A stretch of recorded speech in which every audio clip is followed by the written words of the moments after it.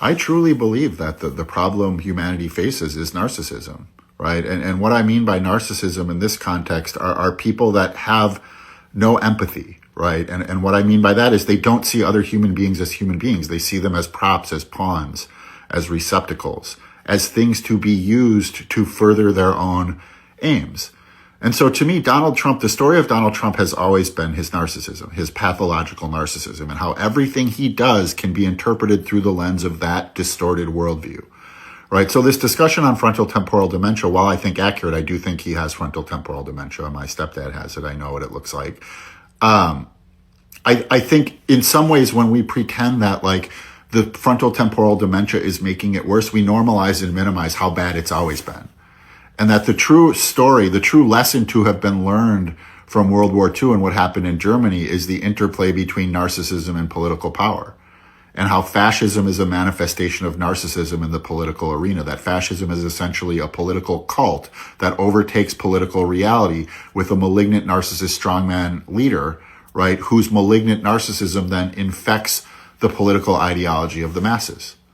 And usually that narcissism is already there. In this country, whiteness, the racial hierarchy, empire, these are cultural aspects and political aspects of narcissism, of the tyranny of one perspective over the other, right? We're right and you're wrong because we have all the guns and we have all the power and we get to dictate reality.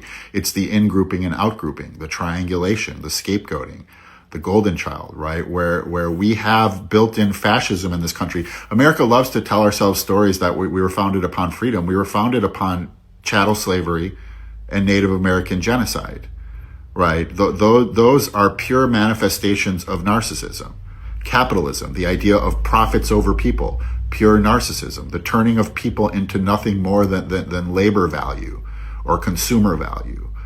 And so, to me, the story of Donald Trump has been the story of the way that he fused his malignant narcissism, right, and basically stole a cult that had already been created through Fox News, through conservative thought, through our entire history, right? The difference between what we were taught and what we think about this country and what the reality of this country is.